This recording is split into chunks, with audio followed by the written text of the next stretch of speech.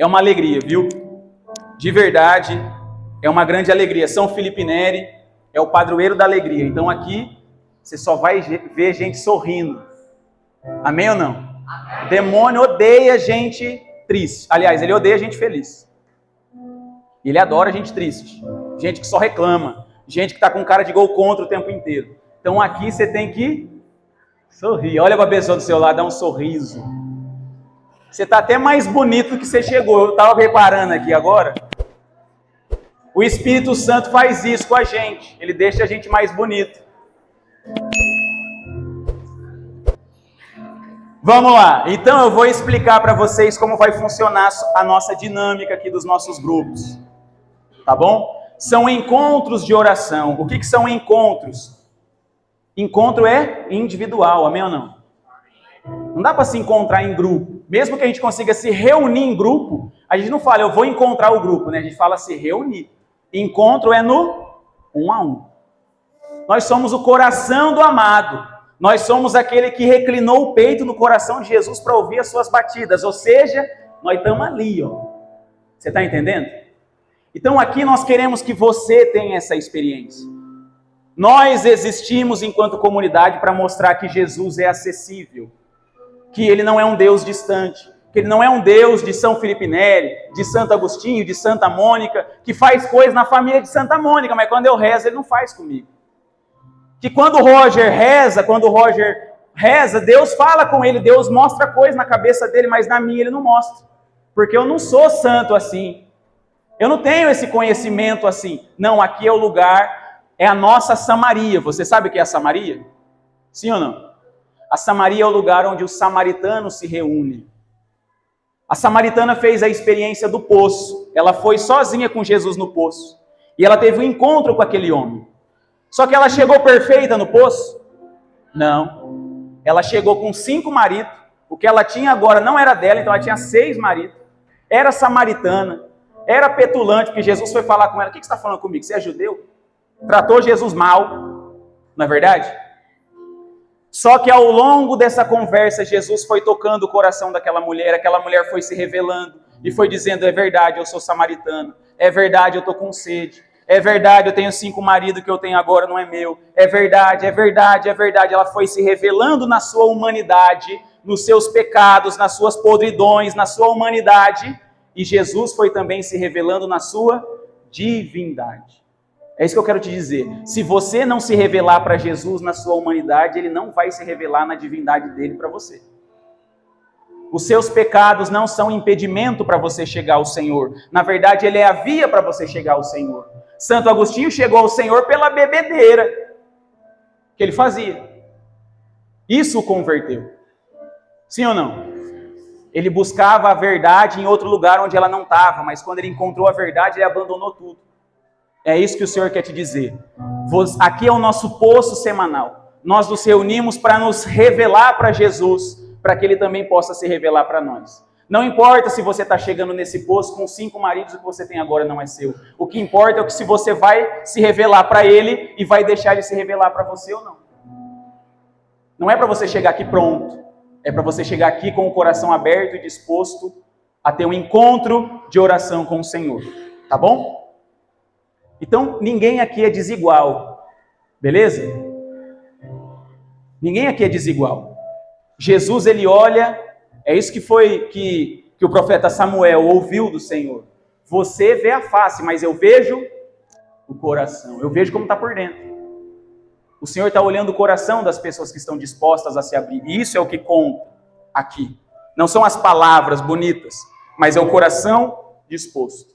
Tá bom? E como que vai se dar esses nossos encontros? Nós estamos com uma proposta ousada e nós queremos apresentar para você, porque o que aconteceu com a samaritana quando ela teve experiência com Jesus? Ela foi fofocar para os outros. Ó, tem um cara que me falou lá que eu tenho 5 maridos, que eu tenho agora não é meu, eu acho que ele é um profeta. Vem ver para você ver. O que você vai fazer quando você sair daqui? Fofocar para os outros. Ó, tem um grupo lá que abriu, menino. Pessoal lá gosta de rezar. Eles têm uns livros lá que eu nem pensava que ia dar certo essa ideia, mas parece que o negócio vai funcionar. Você vai ter que contar para as outras pessoas. Vocês são os nossos samaritanos. Por isso que esse grupo chama Samaria. É a reunião do nosso poço semanal, onde nós vemos fazer esse encontro com Deus pessoal e depois vamos contar aos outros samaritanos a experiência que nós fizemos, para que eles também venham fazer a experiência e possam sair daqui dizendo: olha, não é mais porque você me falou, Gabriel, eu vi que esse cara fala isso daí mesmo, porque ele falou agora comigo. Deu para entender? Todo mundo, isso daqui é promessa, não é promessa do Roger, é promessa de Deus sobre essa comunidade. Aonde nós pisarmos, as pessoas vão ter essa experiência, vão sair falando: eu mesmo vi. Não é porque você está falando, eu vi. Você está entendendo? Isso é promessa de Deus, gente. Não é promessa de homem, é promessa de Deus. E as promessas de Deus, elas se cumprem. E nós iremos trabalhar leituras espirituais. Por que leituras espirituais? Porque as leituras espirituais, meus irmãos, elas nos dão conteúdo de oração. O que você vai falar com Deus se você não tem conteúdo de oração? Você vai falar de quê? De problema. Você vai ficar reclamando com Deus: eu estou com dor aqui, eu estou com dor assado, eu estou com esse problema, tem esse boleto, arruma esse namorado, cura o meu filho. Ou seja, a gente faz Deus de um gênio da lâmpada. É ou não é verdade? Faz de Deus um realizador de pedidos. E aí a gente faz a quaresma de São Miguel para Deus nos dar alguma coisa em troca, porque agora a gente é bonzinho. E aí os nossos encontros com o Senhor se tornam encontros de troca. Se eu for bonzinho, você me dá isso. Se eu for malzinho, você não vai me dar. Aí você para de rezar. O que nós queremos fazer? É assim que você se relaciona com o seu cônjuge? Tem gente que é, né, com troca. Se você lavar a louça, se você fizer a janta hoje, se você der banho nas crianças, mas não é assim um relacionamento de amor, né? O amor não tem cálculo, não é verdade? A medida do amor é amar sem medida, sem cálculo. É gratuito. Então, com os livros espirituais, a gente consegue falar para o Senhor. Por exemplo, o Vi abriu a boca para falar, ele falou de coisa da cabeça dele? Ele falou do quê? Da Bíblia. Teve um cara chamado Pedro, ele lê a Bíblia, então ele vai falar com Deus da Bíblia. O tempo inteiro aqui que eu estava rezando, eu estava falando coisa na minha cabeça, falava Joel, Eclesiástico e não sei o que, está falando da Bíblia. Tem que ter contato com a palavra de Deus. Tem que ter contato com frase de santo. Eu acabei de falar uma frase de Santo Inácio. A medida do amor é amar sem medida. Eu falei de Santo Agostinho, falei de Santa Mônica. Você entendeu o que a gente quer oferecer para vocês? Conteúdo de oração, para que você não reze só de terça-feira aqui com a gente. Aqui tem a Val tocando, tem eu pregando, tem o Vi cantando. Não é verdade? Aí você só consegue rezar de terça, mas não consegue reproduzir isso na sua casa quarta, quinta, sexta, sábado, domingo, segunda e terça. Aí a gente reza só de terça em terça, e não de terça a terça. Você está entendendo? Esse é o problema que a gente percebeu. As pessoas rezam no grupo, vivem experiências no grupo, mas isso acaba muito rápido e a pessoa não reza em casa porque ela não tem conteúdo de oração. E por que ela não tem conteúdo de oração? É porque ela é preguiçosa? Não, é porque não tem quem ensine. Está entendendo? E nós então nos colocamos nesse lugar de trazer. Vai ter palavra de Deus aqui? Vai ter. Vai ter chiricantas aqui? Vai ter. Vai ter glória, vai ter louvor? Vai ter. Só que também vai ter conteúdo sólido. A palavra de Deus em 1 Coríntios, através de São Paulo, vai dizer isso.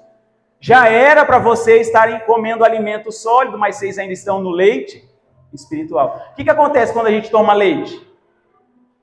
Dá 30 minutos, você está com fome ou com dor de barriga, né? Eu já estou com dor de barriga. Hoje, se eu tomar leite, daqui 30 minutos eu estou com dor de barriga, eu não estou com fome de novo.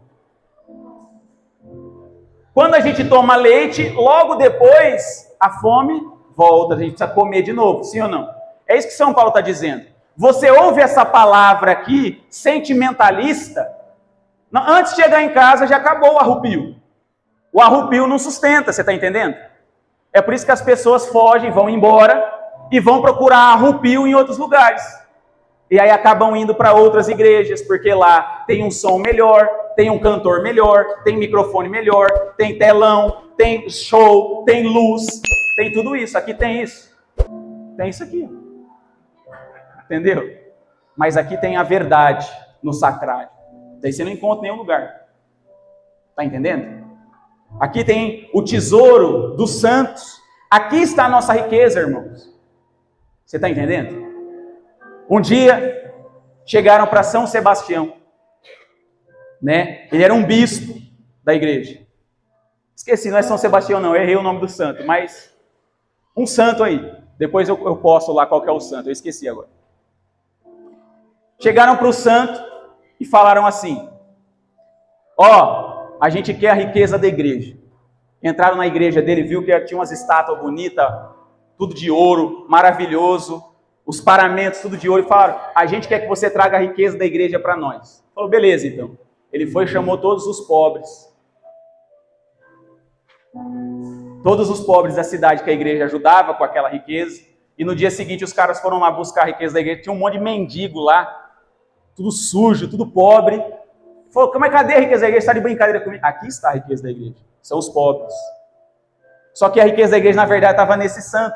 Você está entendendo?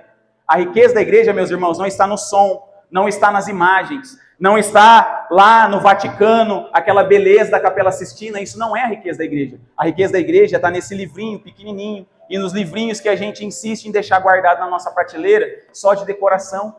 A gente assina a minha biblioteca católica para fazer de decoração e não para ler. É lindo, é bonito mesmo de decoração, mas é mais lindo ainda por dentro. E é isso que nós queremos oferecer para vocês. Beleza? Estão comigo aí? O livro que nós iremos trabalhar é o valor divino do humano. Por que nós iremos trabalhar esse livro? Esse livro é um chacoalhão para todos nós. Homens desse tempo. Homens tíbios, preguiçosos espiritualmente falando, que só se importam com o nosso umbigo e o nosso boleto e não se importam com as outras coisas. Por exemplo, nós saímos no domingo panfletando aqui ao redor desse lugar para atrair as pessoas, para chamar as pessoas para vir aqui para o nosso grupo. Por que nós panfletamos e não somente ficamos anunciando pela internet? Nós queremos conhecer a realidade ao redor nossa. Eu panfletei casa que o portão da pessoa era uma lona, gente. Está entendendo isso? Era uma lona presa com... Como chama aquele negócio, não sei o que, gato? Enforca-gato. Uma lona presa com enforca-gato, um buraco no meio e um cadeado. Estava protegido. Pelo menos o cara está protegido, né? Como que eu não sei essa realidade? Como que eu posso chegar aqui com um HIV, sair daqui e pedir um iFood, e a pessoa do meu lado aqui tem uma lona no portão? Isso não é cristianismo, gente. Isso não é cristianismo. Nós não podemos nos conformar com as nossas contas pagas e as pessoas vivendo a miséria. Não só a miséria material, mas a miséria principalmente espiritual. Está entendendo? Essas pessoas não são só pobres financeiramente, elas são pobres espiritualmente. São sem perspectiva. Não sabem que podem fazer uma faculdade. Não sabem que podem almejar coisas grandes na vida, não é verdade? Sim ou não? Nós queremos, nós precisamos ser sal na terra e luz no mundo para essas pessoas. Então, esse livro traz um pouco disso, a nossa responsabilidade perante as crises desse mundo. E eu queria que você olhasse para aquela imagem. Tem como apagar aí rapidão? Só para a gente conseguir ver a imagem. O tema do nosso encontro de hoje é uma convocação. Queres de verdade ser santo? Essa é uma frase no livro de São José Maria Escrivá, chamado Caminho, onde ele diz: você quer de verdade ser santo mesmo? Essa é uma pergunta que todos nós precisamos nos fazer. Porque ao longo desse livro você vai ler, mesmo os católicos falam assim: eu não sou santo, eu não sou perfeito, não é verdade? Sabe o que acontece com quem não é santo? Vai para o inferno. No céu só tem santo, gente. Quando você diz, eu não sou santo, você está dizendo ao mesmo tempo, então seu lugar é onde? Você quer ir para o inferno? Sim ou não? Em nome de Jesus, né? E ele existe, tá? Tem gente que fala que ele não existe, mas ele existe. Se você olhar para o boleto e falar, não existe meu boleto, o que acontece daqui a pouco? Vem com juros, né? Não adianta olhar para o inferno e dizer que ele não existe, só porque eu não quero que ele exista. Ele continua existindo. Então nós queremos trazer isso. O chamado de todo católico é ser santo. É impossível, é inconcebível para um católico se imaginar sem ser num altar igual a esse. Existe um altar no céu com o seu nome. São Roger de Limeira. Amém ou não? Qual que é o seu nome? São Caio de Limeira. São Jones de Limeira. São Gabriel de Limeira. São Mateus de Limeira ou de Arthur? De Arthur. Porque o santo é no lugar que ele se santifica. Se você não consegue imaginar isso na sua vida, existe um altar no céu com o seu nome, existe uma cela no inferno com o seu nome. Um dos dois vai ficar vazio. Se o seu altar no céu ser preenchido, a sua cela no inferno vai ficar vazia. Se a sua cela no inferno ficar preenchida, o seu altar no céu vai ficar vazio. É simples assim, ponto final. Amém ou não? Isso não é para causar medo, isso é para nos dar responsabilidade. É para nos converter. É para a gente parar com essa vida de pensar que a vida é pagar boleto. A vida não é pagar boleto, a vida é ser santo. Ou santo ou nada. Por isso que essa pergunta é séria. Será que a gente quer de verdade ser santo? Será que eu me esforço tanto quanto eu me esforço para pagar o meu carro, eu me esforço para ser santo? Será que o tanto que eu me esforço para comprar uma viagem, eu me esforço para ser santo? É isso. E aquela imagem mostra, é uma pintura de Caravaggio. Ó. Coração do Amado também é cultura, amém ou não? Aquela é uma pintura de Caravaggio, que se chama A Vocação de São Mateus. O que essa pintura nos apresenta? São Mateus, ele era um cobrador de impostos. E ali é o momento onde o Senhor chama Mateus e diz, vem e segue. Jesus, ele entra lá na cobradoria de impostos de Mateus, aponta para ele e diz, segue-me. Olha lá a cara de Mateus. Ele fala assim, eu? Sabe quando ele está assistindo o Pateta lá e o Mickey? Você que não sei o quê, aí o Pateta fala, é você mesmo. É isso que Mateus está fazendo ali, ó. Jesus entra naquele lugar, aponta para Mateus e fala, segue-me. E Mateus, no seu pecado, cobrando impostos, com as mãos sujas do dinheiro que ele cobrava injustamente do povo, Jesus, ele vai à sua cobradoria de impostos. Ele vai à minha cobradoria de impostos, enquanto a gente ainda está no meio do nosso pecado, e diz, vem e segue-me. A gente olha com cara de tacho para Jesus e fala, eu? Não sou eu, é o Roger. Não sou eu, é a comunidade Coração do Amado. Não sou eu, é o Vi. Não sou eu, é o Padre. Não sou eu, é o 72. Não sou eu, é o REC. Não sou eu, é a Coroinha. Não é para mim isso. É para os outros. Você está entendendo? Por isso que nós estamos fazendo essa convocação. Convocação tem opção? Convite tem opção. Convocação não tem opção. Se você é convocado, você tem que se alistar. Senão você é um criminoso. Você desertou da guerra que era para você. Ah lá, aqui tem alguém que foi convocado para o exército já. Se não se alistar, meu amigo, tem que se alistar. É ou não é verdade? Tem opção? Convocação é isso. Então essa é a nossa convocação. Você quer de verdade ser santo? E não venha com essa cara de tacho de Mateus de dizer assim, eu, Roger? Eu? Isso não é para mim. Não, é para você. E é isso que o Jesus Urteaga vem nos relembrar. Aos homens desse tempo. Olha o que ele diz lá. Roger, eu preciso comprar o livro? Seria bom que você tivesse, mas se você não tiver, não tem problema. Tá bom? Só com o que você vai ouvir aqui de mim já vai ser o suficiente para você entender a mensagem final. Se você gostar e falar, nossa, eu queria ler página por página desse livro. Depois você vai lá e compra. Mas só com o que você ouvir aqui já vai ser o suficiente para você entender. Beleza? Presta atenção em mim aqui que eu já estou indo para a parte final da nossa pregação. Olha o que o Jesus Urteaga vai dizer para nós, nesse tempo, sabendo que nós somos esse povo que é difícil. Tá vendo como você já prestou atenção para lá? Só passou uma pessoa aqui, você já... Você percebeu isso? Sim ou não? Eu não estou criticando você, eu estou dizendo como nesse tempo nós somos desatentos. Nós não conseguimos focar naquilo que importa. Nós somos atraídos por qualquer sensibilidade. O celular vibra, você já quer ver. Não é verdade? Por que isso acontece? Nós estamos hipersensibilizados. E uma pessoa que é hipersensibilizada, ela não consegue sentir o toque da graça, porque a graça, ela é suave. Deus não é um Deus violento, Ele é um Deus suave. Ele não toca no seu corpo, Ele toca na sua alma. Mas se a sua alma não está aqui, ela está em outro lugar, Deus não consegue tocar. Então olha o que o Jesus Urteaga fala. Essas páginas, elas estão redigidas sem estilo, sem forma, sem unidade externa, aos empurrões, mas foram escritas, acredita-me, aos gritos, com o coração, leias depressa, como me saíram. Eu não posso falar-te devagar, com calma, não há tempo, há tantas coisas a fazer. Você viu o espírito desse livro?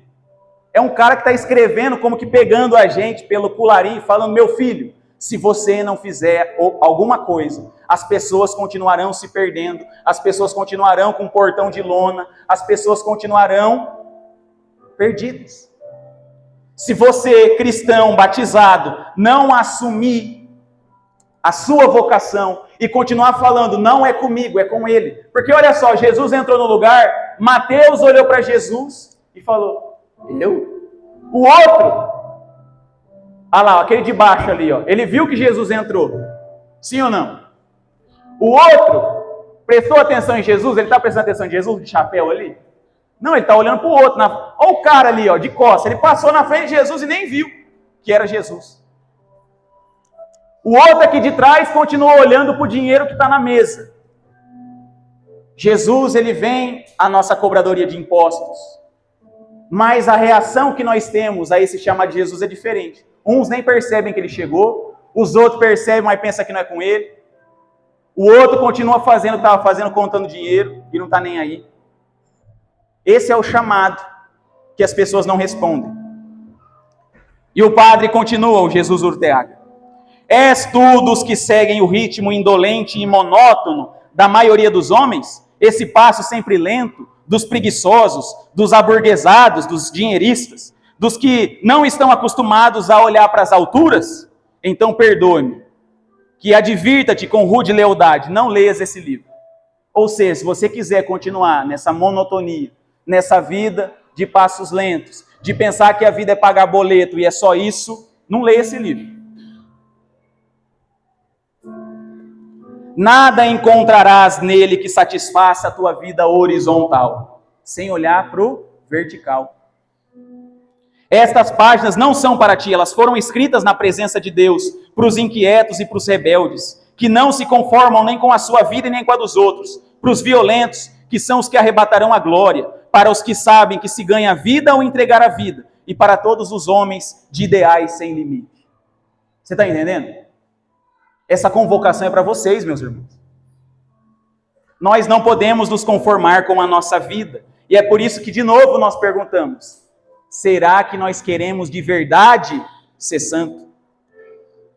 Porque você olha para o mundo está em crise, sim ou não? Estamos numa crise política, sim ou não? Estamos numa crise religiosa, sim ou não? Estamos numa crise econômica, sim ou não? Por que nós estamos numa crise? É trocando o presidente que vai resolver? É trocando o papa que vai resolver? É trocando o padre que vai resolver? É trocando o governador, o prefeito que vai resolver? São José Maria Escrivá vai dizer, essas crises mundiais são crises de santos. Está faltando santo, gente. Todos os problemas do mundo são consequência de problemas da igreja. É sempre assim. O mundo é um reflexo da igreja. Se a igreja vai bem, o mundo vai bem. Se a igreja vai mal, o mundo vai mal. Não são eles que têm que resolver, somos nós que temos que resolver. Você está entendendo? Nós vivemos uma crise de santos. Por que nós vivemos uma crise de santos? Porque os católicos não sabem que eles são chamados a essa vocação. Você não nasceu para ser de uma pastoral, de um movimento, para ser bonzinho, para ser um bom cidadão que paga o seu imposto, que paga o seu dízimo, vai para sua casa e já era. Você nasceu para transformar o mundo. Isso é a sua vocação. E não é exagero. Você pensou que quando Santo Agostinho fez as coisas que ele fez, ele pensou que 1000 anos depois, 1400 anos depois, teria uma igreja com o nome dele? Você pensava que quando Santa Mônica rezava para a conversão do filho dela, ela pensava que muitos anos depois ela entraria num andor, como entrou aqui semana passada? Você pensava que Maria Teresa de Calcutá dava alimento para os pobres, pensando que um dia aconteceria tudo o que aconteceu e ela santificaria a Índia inteira? Você pensava nisso, sim ou não? Ela não pensava nisso. Ela fazia porque devia fazer. Ela fazia porque ela sabia que era a missão dela. O Papa Francisco vai dizer isso. Ele diz, para um cristão não é possível imaginar a própria missão na Terra sem a conceber como um caminho de santidade. Porque cada santo é um projeto que o Pai visa encarnar em um momento histórico da humanidade, um aspecto do Evangelho. Eu sei que pode parecer distante demais, e é um convite mesmo para vocês se aprofundar nisso com a gente. Que esse problema é um problema seu. Vamos repetir? Esse problema é um problema meu. De novo, esse problema é um problema meu. Isso é muito importante. Essa é a verdadeira crise do nosso tempo. Eu já estou indo para o final dessa nossa pregação para dizer isso ainda citando aqui o Jesus Urteaga. Ele vai dizer na página 7 o seguinte: abre os olhos e verás Deus chorando. Abre os olhos e contempla a confusão do nosso tempo. Conheceu outra confusão maior a história da humanidade? Para onde vão essas gentes? Afastaram-se de Deus e procuram com ânsias de infinito algo que apague a sede. Para onde vão essas gentes? Vão em busca de deuses novos e de novas religiões. Não falaremos das causas dessa falta de fé. Encontraríamos muitas. Deixa tu esse problema para que estudem os homens graves e prudentes num laboratório. Eu quero falar-te da empresa sobrenatural e humana gigantesca que nós, os cristãos da segunda metade do século XX, temos de realizar. O mundo pede-nos pressa, porque ameaça a ruína. Eu quero que abras os olhos para poderes apreciar essa vida incolor e enfastiada que levas.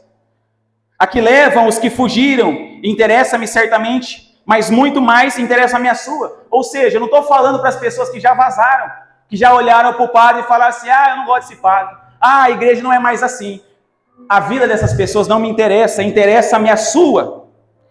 Interessa-me a tua vida, não esqueças. A tua vida é a culpada, entre outras, da hecatombe que sofre o mundo.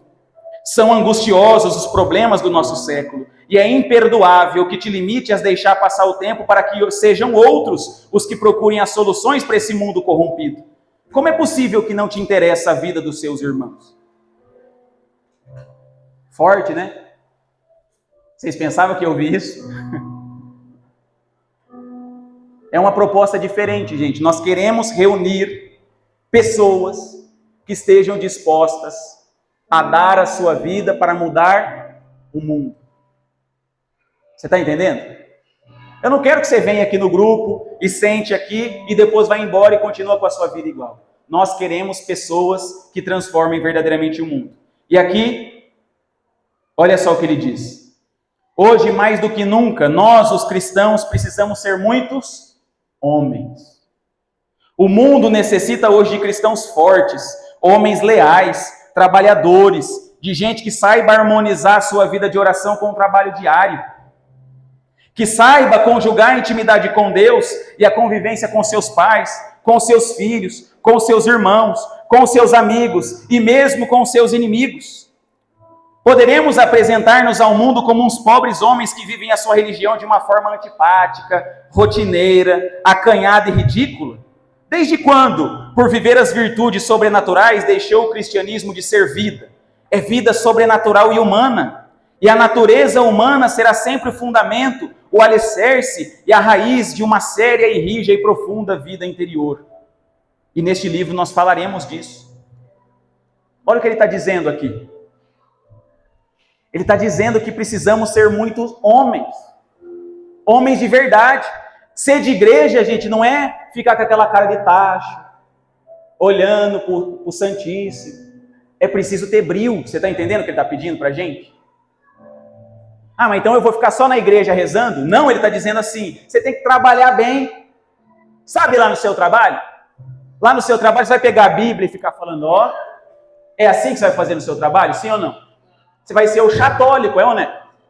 Não é para você fazer isso. No seu trabalho você vai dar testemunho como? Chegando na hora. Na hora que você vê o lixo cheio, você troca o lixo. Tá entendendo? Na hora que você vê que a pessoa não deu nem descarga no banheiro, você dá descarga para ela. Você levar um docinho, um bolinho de fubá com goiabada para as pessoas e dar um pedacinho depois do almoço para os outros. Você passar no mercado e trazer um bombom para cada um do seu escritório. Isso é um testemunho muito maior do que se você falasse da Bíblia lá dentro. As pessoas vão querer se aproximar de você, e se aproximando de você é se aproximar de Cristo, porque você é cristão e você não sabe falar de outra coisa que não Cristo, amém ou não? Se ela puxar um assunto comigo, eu vou começar a falar de Jesus para ela, porque eu só sei falar de Jesus, eu não sei falar de outra coisa, eu sou cristão. Entendeu? Nós transformamos o mundo desse jeito. Como você cuida do seu filho, como você abraça o seu marido, como você é carinhosa com ele. O que mais converteu cristãos na história da humanidade foi as mulheres. Sabia disso? Porque elas viam o jeito que os maridos tratavam as mulheres. Falavam, eu quero que meu marido se converta. Não é comum a gente ver mulher que vem sozinha para a igreja e o marido fica em casa? Por que isso acontece? Ela quer ver a transformação no marido dela. Só que aí você chega em casa lá. Cheguei do grupo e tem que fazer janta ainda. Pronto. O que você aprendeu no grupo? Entendeu? Eu sei que é difícil, mas eu estou pedindo uma coisa difícil mesmo, ser santo, né? Você já ia fazer isso, né? Tem que chegar em casa e falar, amor do céu, o grupo foi bom, hein? Maravilha, deixa que eu faça a janta. Eu estou até com vontade de fazer janta para você. Fica aí. Pode assistir o Brasil tranquilo. Entendeu? Converte, ela vai, meu Deus do céu, o que esse grupo está fazendo na vida da minha mulher? Eu vou lá ver o que é isso. Pronto, você trouxe a pessoa. Não é pegando Bíblia. Então, a gente pensa que para ser santo nós temos que vestir uma roupa, vestir uns terços na cabeça, colocar umas imagens, vestir umas roupas com as imagens de São Miguel aqui, isso aí é até brega. Não estou dizendo, não estou criticando quem usa, tá? Estou dizendo assim, nós temos que ser pessoas bonitas. O Espírito Santo transforma tudo em nós. Tem umas camisas lindas agora que os grupos estão fazendo, é maravilhoso mesmo, umas camisas bonitas, camisa bonita. Antes a gente tinha umas camisas feias, né? Fazia lá no Word as camisas, assim, de católico. Agora tem uns desenhos bonitos, né, padre? Dá até vontade, dá vontade de sair com as camisas de igreja agora. Antes eram uns negócios meio uma Santa Luzia aí assim, né? Não é feio isso? Não, você tem que ser santo. Aí quando você santifica, a cara fica desse jeito. Quem vai querer ser santo assim? Olha a imagem que a gente tem aqui. É uma imagem bonita? A gente faz questão de ter imagem bonita. Para que você queira ter uma imagem bonita assim também quando você... Agora, se tem umas imagens assim, quem vai querer ser santo desse jeito? Você entendeu o que é ser santo? É ter capricho nessas pequenas coisas. A gente pensa que ser santo é se cobrir de coisa, ficar se cobrindo de novena. Isso não é ser santo. Ser santo é amar. Não é uma coisa moralista. Eu não posso pecar. Ser santo é não pecar. Não. Se você não pecar, você não é santo ainda. Ser santo é amar. Por exemplo, se eu chegar para a Tayane e falar, amor, eu sou um bom marido, hoje eu nem te traí. Convence? Eu nem olhei para nenhuma outra mulher. Entendeu? Não falei mal de você para ninguém. Convence que eu sou um bom marido, sim ou não?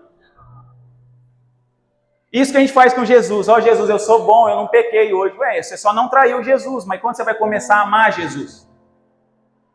Como que a gente ama o nosso cônjuge? Mimando, fazendo carinho, levando chocolate, levando doce, é ou não é? fazendo a janta, lavando a louça, lavando o banheiro. Que nem chegando em casa eu vou ter que desentupir o ralo do meu banheiro. Olha lá, você quer ser santo? É isso aqui. O que adianta eu ficar aqui de madrugada? Não, eu vou estender aqui, eu vou ficar em adoração ao Santíssimo, em comemoração à abertura do grupo. E aí eu vou rezar de madrugada 4 horas com o Frei Gilson e o banheiro entupido. Adianta? Que diacho de santo é esse? Você acha que São José fazia isso? Sim ou não? São José entregava o banco bonitinho da igreja, gente. Telhado era assim, ó. Está entendendo? Capricho, isso é ser santo. É difícil fazer isso, sim ou não? É, né? Eu pensei que você ia falar não. É difícil. Só que com o Espírito Santo a gente consegue, amém ou não? A gente consegue ser gentil com o outro quando ele é grosso com a gente. A gente consegue não retribuir o mal com o mal. É o Espírito Santo fazendo em nós. E é por isso que a gente acha difícil ser santo. Porque a gente quer fazer no lugar de Deus e não deixar Deus agir em nós. Deu para entender? Então vamos ficar de pé para a gente rezar e pedir isso para o Senhor.